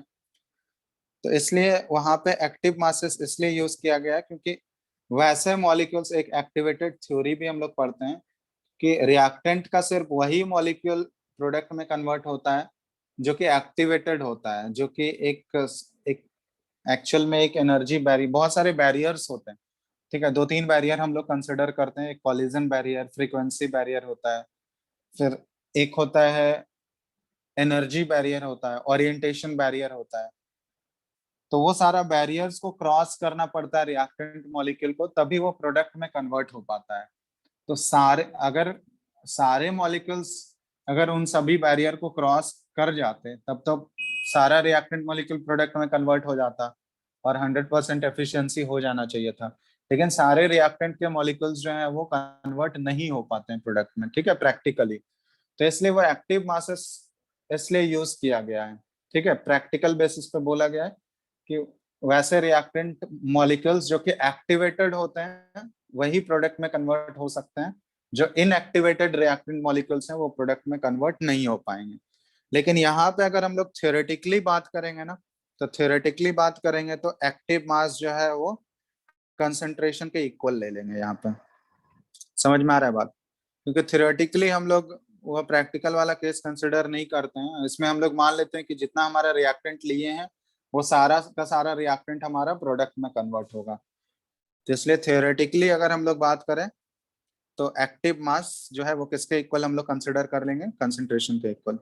समझ रहे हो, जो उसका कंसंट्रेशन लिए थे हम लोग इनिशियली वो उसी के बराबर हो जाएगा, ठीक है। ये Yes, बात sir. समझ में आया? अब देखो, अब हमारा जो स्टेटमेंट है उसके अकॉर्डिंग अब हम लोग देखते हैं। तो स्टेटमेंट में क्या बोला गया है कि ये जो रेट ऑफ रिएक्शन होता है ना वो डायरेक्टली प्रोपोर्शनल किसके होगा, to the product of active masses की जगह अब हम लोग कंसंट्रेशन यूज कर सकते हैं। तो to the product of concentrations of reactants raise to power equal to stoichiometric coefficient. तो जैसे मान लो एक जनरल सा हम रिएक्शन लिख लेते हैं, बैलेंस्ड रिएक्शन होना चाहिए, लेकिन तो रिएक्शन जैसे ले लेते हैं एक जनरल सा ए प्लस बी, ठीक है, ये कन्वर्ट हो रहा है हमारा सी प्लस डी में, ठीक है, ये हमारा रिएक्शन है, बैलेंस इक्वेशन है हमारा जनरल। अब इसके लिए अगर हम लोग रेट ऑफ रिएक्शन लिखना चाहें तो यहाँ पे देखो हम लोग दो टर्म में बात करेंगे, क्योंकि रिवर्सिबल रिएक्शन है ना ये, तो रिवर्सिबल रिएक्शन है तो यहाँ पे हम लोग क्या बात करेंगे, फॉरवर्ड और बैकवर्ड दोनों के टर्म में बात करेंगे। क्योंकि अगर फॉरवर्ड रिएक्शन के टर्म में तुम बात कर रहे हो तो फॉरवर्ड रिएक्शन के केस में हमारा रिएक्टेंट क्या क्या है, ए और बी है। समझ रहे हो बात? अगर in terms of forward reaction हम लोग बोले तो उस केस में हमारा रिएक्टेंट्स क्या है, ए और बी है। लेकिन बैकवर्ड रिएक्शन के केस में अगर बात करोगे तो उस केस में हमारा रिएक्टेंट क्या हो जाएगा, बैकवर्ड के केस में बताओ? CD. सी एंड सी हो जाएगा, ठीक है। तो यहाँ पे हम लोग दोनों टर्म में बात करेंगे, तो यहाँ पे हम लोग लिख सकते हैं rate of forward reaction, rate of forward reaction जिसको कि आर एफ से भी डिनोट कर सकते हैं हम लोग। ये क्या बोला गया, डायरेक्टली प्रोपोर्शनल टू किसके होगा, प्रोडक्ट ऑफ, देखो यहाँ पे प्रोडक्ट ऑफ एक्टिव मासेस या फिर concentrations of reactants raise to power equal to stoichiometric coefficient. तो यहाँ पे फॉरवर्ड रिएक्शन के टर्म में बात कर रहे हैं तो रिएक्टेंट है हमारा ए और बी, इन दोनों के कंसंट्रेशन का प्रोडक्ट, और इन पे हमको रेज क्या करना है, जो उसका स्टोइकियोमेट्रिक कोएफिशिएंट है। तो ए का स्टोइकियोमेट्रिक कोएफिशिएंट स्मॉल ए, बी का स्टोइकियोमेट्रिक कोएफिशिएंट स्मॉल बी। तो ये हो गया रेट ऑफ फॉरवर्ड रिएक्शन। तो डायरेक्टली प्रोपोर्शनल टू इसके डायरेक्टली प्रोपोर्शनल हो जाएगा। अब यहाँ पे जब हम लोग प्रोपोर्शनैलिटी साइन हटाते हैं ना तो यहाँ पे एक कांस्टेंट आता है जिसको हम लोग रेट कांस्टेंट बोलते हैं। तो ये फॉरवर्ड रिएक्शन का रेट कांस्टेंट है, इसीलिए एफ से डिनोट कर रहे हैं। तो ये आ गया के एफ, और ये हो गया कंसंट्रेशन ऑफ ए पे पावर ए और कंसंट्रेशन ऑफ बी पे पावर बी। यहाँ पे के क्या है, ये है रेट कांस्टेंट,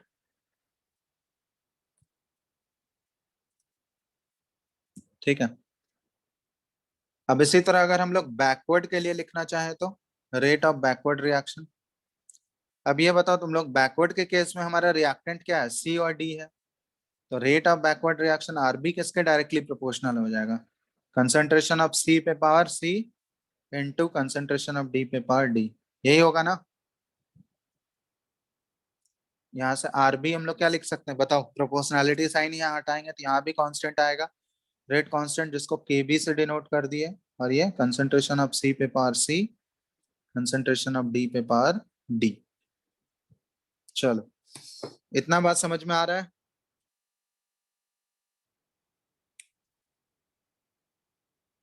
Yes, sir. अब क्या बोला गया, एट इक्विलिब्रियम, ठीक है। अब इक्विलिब्रियम पे हम लोग क्या बोल सकते हैं ये बताओ तुम लोग। RF equal to RB. RF is equal to RB. हाँ, एट इक्विलिब्रियम हम लोग ये बोल सकते हैं कि रेट ऑफ फॉरवर्ड जो होता है ये equal to rate of backward हो जाता है, दोनों रेट इक्वल होते हैं। तो यहाँ पे ये लिखा जा सकता है KF into concentration of A पे power A, concentration of B पे power B equal to KB into concentration of C पे पावर सी और डी पे पावर डी। ठीक है, अब इसको लिख सकते हैं हम लोग KF बाई KB। ठीक है, इस इक्वल टू ये आ गया हमारा कंसेंट्रेशन ऑफ सी पे पावर सी डी पे power D by concentration of A पे पावर ए और बी पे पावर बी। और ये KF बाई KB का जो रेशियो होता है ना, KF बाई KB का रेशियो, इसी को रिप्लेस कर दिया जाता है, इसी को बोला जाता है कैपिटल K से रिप्लेस किया जाता है। This ratio is called equilibrium constant K।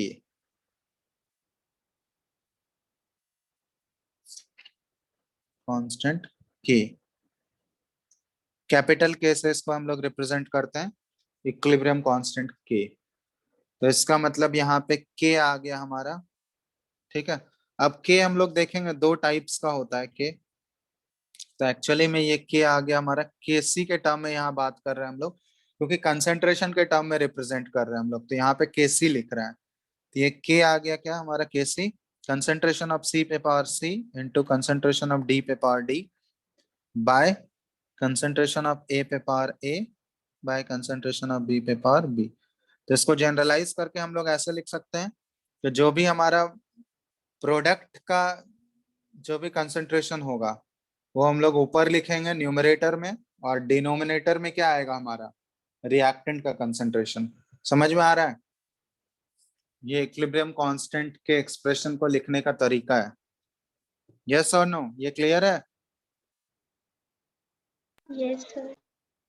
तो हमारा जो भी प्रोडक्ट वाला टर्म आएगा, प्रोडक्ट का कंसेंट्रेशन वाला जो भी टर्म आएगा वो ऊपर रहेगा हमारा न्यूमरेटर में, और रिएक्टेंट वाला जो है हमारे ओरिजिनल इक्वेशन से हम लोग बात कर रहे हैं, तो ओरिजिनल इक्वेशन में जो हमारा रिएक्टेंट होगा वो हमारा नीचे आएगा डिनोमिनेटर में।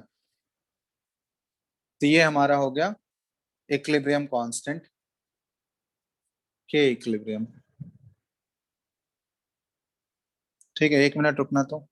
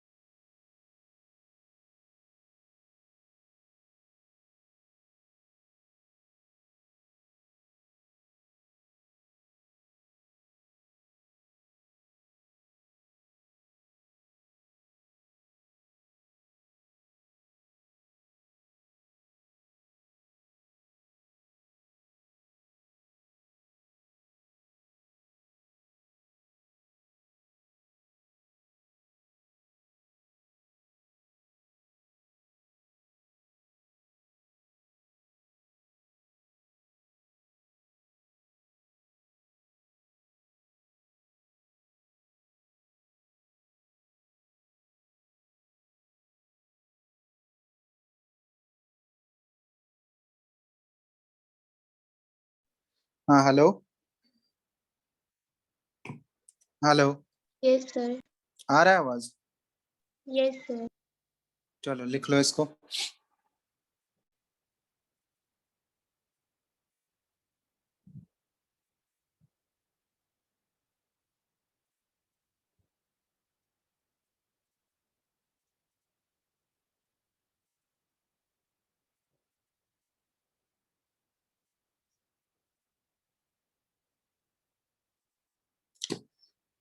लिख लिए यहाँ पे ये इतना।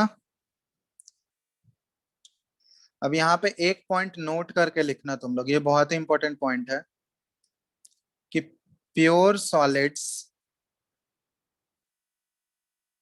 एंड लिक्विड्स आर एक्सक्लूडेड, ठीक है, ये बहुत ही इंपॉर्टेंट पॉइंट है, are excluded from the equilibrium expression.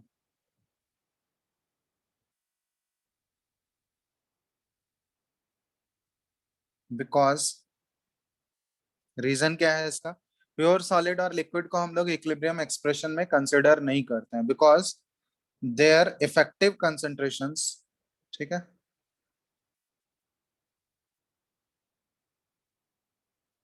stay constant throughout the reaction।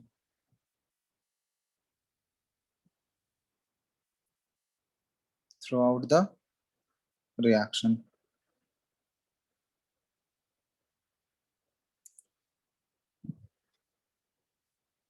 ठीक है, तो इसलिए बोला जाता है कि प्योर सॉलिड और लिक्विड का जो प्योर सॉलिड और लिक्विड अगर हमारे रिएक्शन में इन्वॉल्व होंगे तो उसको हम लोग इक्विलिब्रियम कांस्टेंट के एक्सप्रेशन में कंसिडर नहीं करते हैं, ठीक है, उसको इंक्लूड नहीं करते हैं हम लोग, क्योंकि उसका इफेक्टिव कंसंट्रेशन जो है ना वो थ्रू आउट द रिएक्शन वो कांस्टेंट रहता है, ठीक है, इसलिए इसी के बेसिस पे इसको एक्सक्लूड किया जाता है इक्विलिब्रियम कांस्टेंट के एक्सप्रेशन से।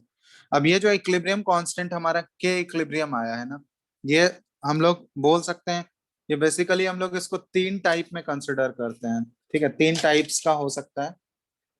एक हम लोग जनरली ऐसे तो 2 पढ़ते हैं हम लोग, ठीक है, लेकिन एक तीसरा टाइप भी हम लोग पढ़ेंगे, तो देख लेते हैं। ये जो इक्विलिब्रियम कांस्टेंट है के, ये ध्यान देना, आवाज आ रहा है ना सबको? Yes, sir. ये कैपिटल के, ये इक्विलिब्रियम कांस्टेंट है हमारा। इसको हम लोग अगर मान लो ये कंसंट्रेशन के टर्म में हम लोग डील कर रहे हैं तो इसको हम लोग रिप्लेस करेंगे, के को रिप्रेजेंट करेंगे केसी से, ठीक है, इन टर्म्स ऑफ कंसंट्रेशन अगर डील कर रहे हैं हम लोग तो केसी के टर्म में इसको रिप्रेजेंट करेंगे। अगर हम लोग पार्शियल प्रेशर के टर्म में डील कर रहे हैं, मान लो अगर गैसेस है तो गैसेस के केस में तो हम लोग पार्शियल प्रेशर के टर्म में भी बात कर सकते हैं ना। अगर मान लो हमारा रिएक्टेंट और प्रोडक्ट सारा गैस में ही है तो उसमें हम लोग पार्शियल प्रेशर के टर्म में भी दिया रह सकता है, ठीक है, तो पार्शियल प्रेशर के टर्म में अगर सारा चीज हमको दिया हुआ है तो वहां पे जो इक्विलिब्रियम बनेगा, हमारा इक्विलिब्रियम एक्सप्रेशन जो लिखेंगे वो केपी के टर्म में आएगा, ठीक है। और अगर मान लो एक और तीसरा टर्म होता है के एक्स, मोल फ्रैक्शन के टर्म में, ठीक है, ये अगर मोल फ्रैक्शन के टर्म में हमको सारा कुछ दिया हुआ है तो वहां पे हम लोग के एक्स के टर्म में बात करते हैं। ये तीनों अभी हम लिख दे रहे हैं।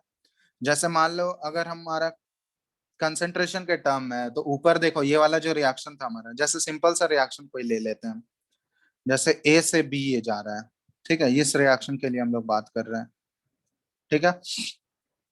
अब इस रिएक्शन के लिए हमको जैसे यहाँ 2A लिख लो, ठीक है, तो थोड़ा सा अलग है। अब 2A से ये बी में है, ये रिएक्शन है हमारा। अब इसके लिए अगर हमको केसी का एक्सप्रेशन लिखना है तो केसी का एक्सप्रेशन क्या आ जाएगा इन टर्म्स ऑफ, हम लोग इक्विलिब्रियम कांस्टेंट के लिख रहे हैं इन टर्म्स ऑफ कंसंट्रेशन, तो यहाँ पे कैसे लिखेंगे हम लोग, कंसंट्रेशन ऑफ बी और रेज टू पावर 1 ही होगा, कोफिशिएंट यहाँ पे 1 है, डिवाइडेड बाय कंसंट्रेशन ऑफ ए और रेज टू पावर क्या हो जाएगा यहाँ पे 2। समझ में आ रहा है बात? Yes, sir. तो ये हमारा हो गया इन टर्म्स ऑफ केसी। अगर मान लो हम लोग केपी पार्शियल प्रेशर के टर्म में डील कर रहे हैं तो पार्शियल प्रेशर के टर्म में डील करेंगे तो कैसे आएगा ये बताओ, पार्शियल प्रेशर ऑफ बी, ठीक है, और यहाँ पे पावर क्या आएगा, पावर तो तुम्हारा 1 ही रहेगा क्योंकि बी का कोफिशिएंट क्या है वहां 1 है, तो पार्शियल प्रेशर ऑफ बी आ गया सिर्फ, और नीचे क्या आएगा पार्शियल प्रेशर ऑफ ए और इस पे पावर क्या आ जाएगा बताओ, 2, क्योंकि कोफिशिएंट वहां पे 2 है। पी ध्यान रखना, ये पी क्या है, ये पार्शियल प्रेशर है।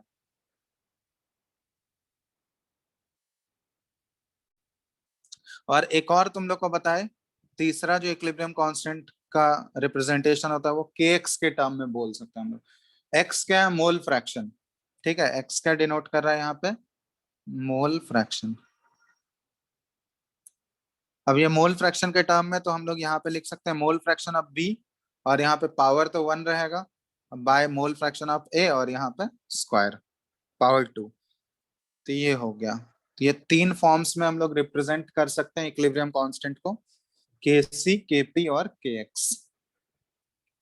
केसी हो गया कंसंट्रेशन के टर्म में, केपी हो गया पार्शियल प्रेशर के टर्म में, और के एक्स हो गया मोल फ्रैक्शन के टर्म में।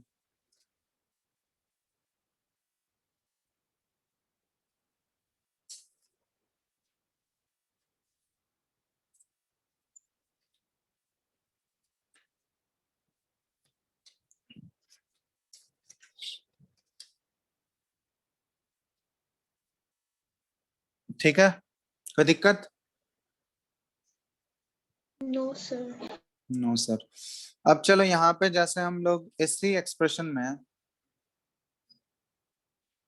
या फिर जैसे एक जनरलाइज्ड इस वही वाला ऊपर जो हम लोग रिएक्शन लिखे थे ना, वैसा ले लेते हैं। जैसे मान लो ये क्वेश्चन नहीं है, कोई केस ही हम लोग कंसिडर कर लेते हैं, जनरलाइज्ड केस ए प्लस बी, ठीक है, ये कन्वर्ट हो रहा है हमारा सी और प्लस डी में। ठीक है, ये जनरल इक्वेशन हमको दिया हुआ है बैलेंस्ड, और सारा जो यहाँ पे हमारा स्पीसीज है ना, जितने भी रिएक्टेंट और प्रोडक्ट इन्वॉल्व है, ये सारा गैसियस फेज में है। ठीक है, ये गैस है, ये भी गैस, प्लस ये भी गैस है। अब यहाँ पे हम लोग डेल्टा एन जी एक टर्म यूज करते हैं, डेल्टा एन जी। ये जी जो है ये रिप्रेजेंट करता है गैस ओनली। तो डेल्टा एन जी एक्चुअली होता क्या है ना, ये होता है सम ऑफ स्टोक्योमेट्रिक कोफिशिएंट। ठीक है, sum of stoichiometric coefficient of gaseous products minus sum of stoichiometric coefficient of gaseous reactants. इसका ध्यान रखना, gaseous products minus gaseous reactants. तो स्टोक्योमेट्रिक कोफिशिएंट गैसियस प्रोडक्ट का निकालोगे, उसका सम करोगे, और उसमें सब्ट्रैक्ट कर देंगे हम लोग sum of stoichiometric coefficient of gaseous reactant. तो इस रिएक्शन के लिए अगर हम लोग डेल्टा एनजी का एक्सप्रेशन तुमसे पूछा जाए, क्या लिख सकते हैं हम लोग, बताओ? Delta N G is equal to इस रिएक्शन के लिए क्या आ जाएगा हमारा, बताओ? C plus D minus A plus B। हाँ, सी प्लस डी माइनस ए प्लस बी, क्योंकि यहाँ पे सारे रिएक्टेंट और प्रोडक्ट हमारे गैसेस में है, तो सभी का स्टोक्योमेट्रिक कोफिशिएंट यहाँ पे इन्वॉल्व होगा। तो ये हमारा डेल्टा एनजी का एक्सप्रेशन आ गया। अब जैसे मान लो हम लोग केसी का एक्सप्रेशन लिखेंगे, तो केसी यहाँ पे क्या आएगा हमारा, कंसंट्रेशन ऑफ सी पे power C, concentration of D पे power D by concentration of A पे पावर ए, और कंसंट्रेशन ऑफ बी पे पावर बी। अब यहाँ पे देखना, हम लोग यूनिट एक्चुअली निकालना चाह रहे हैं, केसी केपी और के एक्स का क्या यूनिट होगा। तो यहाँ पे सारे कंसंट्रेशन के ही टर्म्स होंगे, और कंसंट्रेशन का यूनिट हम लोग क्या लिख सकते हैं, मोल पर लीटर लिख सकते हैं। कंसंट्रेशन का यूनिट तो ये वही होगा, मोल पर लीटर। यस और नो? मोलैरिटी के टर्म में ही बात करेंगे ना कंसंट्रेशन हम लोग, तो उसका यूनिट क्या होता है, मोल पर लीटर। ठीक है, अब सारे रिएक्टेंट और प्रोडक्ट सभी का यूनिट मोल पर लीटर होगा। तो ऊपर जो है हमारा मोल पर लीटर है, तो सी प्लस डी, उन दोनों का पावर ऐड हो गया, और नीचे भी मोल पर लीटर है, और ए प्लस बी हो जाएगा। तो इसको जब ऊपर लाओगे तुम, तो ये क्या आ जाएगा, सी प्लस डी माइनस क्या हो जाएगा, ए प्लस बी। यस और नो, बताओ? ठीक है, ये यूनिट ऐसा लिख सकते हैं हम लोग इसका। Yes, sir. तो अब देखो सी प्लस डी माइनस ए प्लस बी, इसको हम लोग किस फॉर्म में कन्वर्ट कर सकते हैं, उसको डायरेक्टली हम लोग डेल्टा एनजी से रिप्लेस कर सकते हैं या नहीं? तो यहाँ पे केसी का अगर तुमसे यूनिट पूछा जाए, तो केसी का सिंपली सब यूनिट अगर पूछा जाएगा, रिएक्शन कोई भी दिया रहेगा तुमको, तो सबसे पहले उस रिएक्शन का तुम डेल्टा एनजी निकालोगे, और केसी का यूनिट क्या हो जाएगा, मोल पर लीटर, और उस पे डेल्टा एनजी का पावर बस लिख देना, तो वही हो जाएगा केसी का यूनिट। मान लो अगर तुमसे केपी का यूनिट पूछा गया इस रिएक्शन के लिए, केपी का यूनिट, तो केपी का एक्सप्रेशन हम लोग कैसे लिखेंगे, पार्शियल प्रेशर ऑफ सी और इस पे power C, into partial pressure of D पे power D, by partial pressure of A पे power A, partial pressure of B पे पावर बी। ये केपी का एक्सप्रेशन हो गया। अब केपी का यूनिट देखो, सारे पार्शियल प्रेशर है, तो पार्शियल प्रेशर का यूनिट क्या होगा, एटीएम। ठीक है, और भी बहुत सारे यूनिट्स हो सकते हैं, बार हो सकता है, टॉर हो सकता है, ये सारा चीज। एटीएम के टर्म में हम लोग ले रहे हैं, पार्शियल प्रेशर का यूनिट हो गया एटीएम। इस पे पावर क्या हो जाएगा, C प्लस डी और माइनस A प्लस बी। तो इसको डायरेक्टली हम लोग लिख सकते हैं एटीएम पे power delta N G. Clear है ना, समझ में आ रहा है बात? Yes, sir. तो केपी का अगर यूनिट पूछा जाए तो ये हमारा क्या आ जाएगा, डेल्टा एटीएम पे पावर डेल्टा एन जी। अब मान लो केएक्स का यूनिट पूछा जाएगा, तो केएक्स का यूनिट क्या लिख सकते हैं, देखो मोल फ्रैक्शन ऑफ सी पे पावर सी, एक्सप्रेशन ये हो गया इसका डी पे पावर डी, ए पे पावर ए और into mole fraction of B पे। इसका कोई यूनिट होगा क्या केएक्स का? सबसे No, पहले ये sir. बताओ, No, sir. मोल फ्रैक्शन का तो यूनिट नहीं होता, वो यूनिटलेस क्वांटिटी है। तो यहाँ पे कोई यूनिट तो होगा ही नहीं, तो केएक्स जो होता है ये यूनिटलेस होता है, इसका कोई भी यूनिट नहीं होता है। ठीक है, सिंपल सा चीज है। जैसे मान लो एक क्वेश्चन दे रहा है तुमको, जैसे ये एक क्वेश्चन है हमारा, N2 गैस 3H2 ये बना रहा है ट्वाइस NH3 गैस। अब यहाँ पे तुमसे पूछा जाए यूनिट ऑफ इसके लिए, इस रिएक्शन के लिए यूनिट ऑफ केसी क्या है, यूनिट ऑफ केपी क्या है और यूनिट ऑफ केएक्स क्या है, जल्दी फटाफट बताओ तो। केसी केपी और केएक्स का यूनिट बताना है तुमको।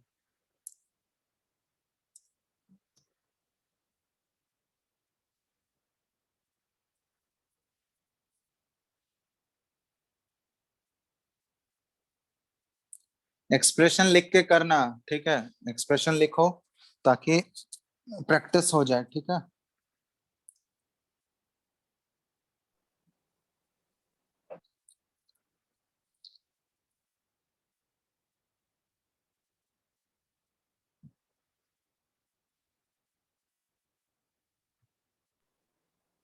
सर लीटर पर मोल टू द पावर 2 केसी का। -2 सर। सर लीटर पर मोल टू द पावर 2 या फिर मोल पर लीटर टू द पावर -2। हाँ, मोल पर लीटर पे पावर क्या आ जाएगा, -2। सिंपली यहाँ डेल्टा एन जी निकालोगे, डेल्टा एन जी क्या आ जाएगा, -2 आएगा ना इस रिएक्शन के लिए, 2 - 4 तो -2 हो गया। तो मोल पर लीटर पे पावर -2। केपी का यूनिट क्या हो गया, एटीएम टू द पावर -2। हाँ एटीएम पे पावर -2। और केएक्स क्या हो जाएगा, ये तो यूनिटलेस, यूनिटलेस। ठीक है। तो जनरली केपी और केसी में तुम देखोगे यूनिट नहीं दिया रहता है, उसको बिना यूनिट के ही रिप्रेजेंट करते हैं, ठीक है। वैल्यूज जो दिया रहेगा तुमको क्वेश्चन में, वो उतना यूनिट का इसमें वैल्यू नहीं होता है। लेकिन यूनिट अगर तुमको पूछा जाए, कहीं पे क्वेश्चन में पूछा जाए कि यूनिट के साथ लिखो, तो फिर ऐसे यूनिट निकालते हैं उसको, ठीक है। चलो इतना बात समझ में आ गया तुम लोगों को, आज क्लियर है सारा चीज। Yes, sir. अब नेक्स्ट क्लास से हम लोग, आज तो बस इसका बेसिक पढ़ रहे थे हम लोग, नेक्स्ट क्लास से इसके न्यूमेरिकल्स हम लोग करना स्टार्ट करेंगे, ठीक है। पहले रिलेशन देखेंगे केपी केसी और केएक्स को कैसे रिलेट कर सकते हैं आपस में, फिर उसके बाद न्यूमेरिकल्स इसका स्टार्ट करेंगे। अगले क्लास से स्टार्ट हो जाएगा इसका न्यूमेरिकल, ठीक है। तो इसको लिख लिया हो ना ये पूरा तुम लोग आज? Yes, yes. sir. चलो ठीक है, फिर तो आज के लिए इतना ही रहने देते हैं। अब धीरे धीरे तुम लोग बहुत रेस्ट कर लिए, पढ़ाई स्टार्ट करो धीरे धीरे, ठीक है। स्कूल खुल गया तुम लोग का, स्कूल में क्लासेस, समर वेकेशन एंड हुआ? Yes sir. Yes, sir. अच्छा, तो स्कूल खुलेगा या इस साल या नहीं खुलेगा फिजिकली? सर थर्ड फेज आ सकता है तो शायद ही नहीं खुले। सर खुलेगा। कब सर खुलेगा? लेकिन न्यूज में आया था कि नहीं भी खुल सकता है। अगले साल खुलेगा ना अब तो? नो सर, 1-2 महीने में खुल जाएगा, 10-12 का एटलीस्ट। देखो मोस्ट प्रोबेबली जुलाई में तो नहीं, अगस्त में खोलने का प्लान हो सकता है, क्योंकि बहुत सारे स्टेट्स में तो अब खोलने के लिए बोला जा रहा है, केसेस तो बहुत कम रिड्यूस हो गया। बट वही है, थर्ड वेव का सीन क्या है, वो डिपेंड करता है। ठीक है, खोल देना चाहिए, थर्ड वेव आएगा तो फिर से बंद कर देगा, और क्या, वही चीज तो हो ही रहा है। क्योंकि मार्केट एक बार फिर से रीओपन होगा तो फिर तो बढ़ेगा ही कोविड। तो 2 महीने खोलेगा फिर बंद करेगा, ऐसे ही चलेगा अब, जब तक ऑलमोस्ट 60-70% वैक्सीनेट नहीं हो जाते हैं। देखो अब sir. कब से खोलता है स्कूल। स्कूल में कुछ बोला गया, नोटिस आया है क्या? अभी तो कुछ नहीं बोल सकता स्कूल वाले भी, तो इट ऑल डिपेंड्स, क्योंकि बहुत सारे स्टेट में, झारखंड में तो बहुत कम केसेस है, ना के बराबर है ऑलमोस्ट। क्या हाँ सर, लॉक? लेकिन फिर बच्चे लोग को प्रॉब्लम होगा अगर एक भी इन्फेक्ट हो गया तो, इसलिए शायद नहीं खोला।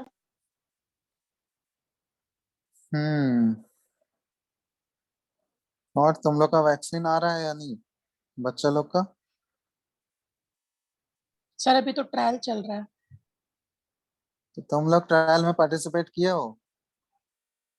बोकारो में तो नहीं हो रहा है सर। अगर होगा तो पार्टिसिपेट करोगे,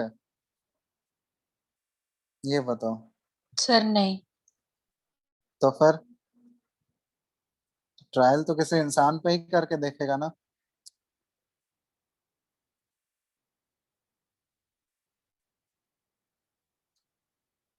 तो वॉलंटियर कहाँ से मिलेगा जब सब बच्चे मना ही कर देंगे, तो बताओ सर कहाँ से बहुत बोले? लोग कर रहा है वॉलेंटियर, मतलब खुद सामने से जा रहे हैं ट्रायल कराने। हम्म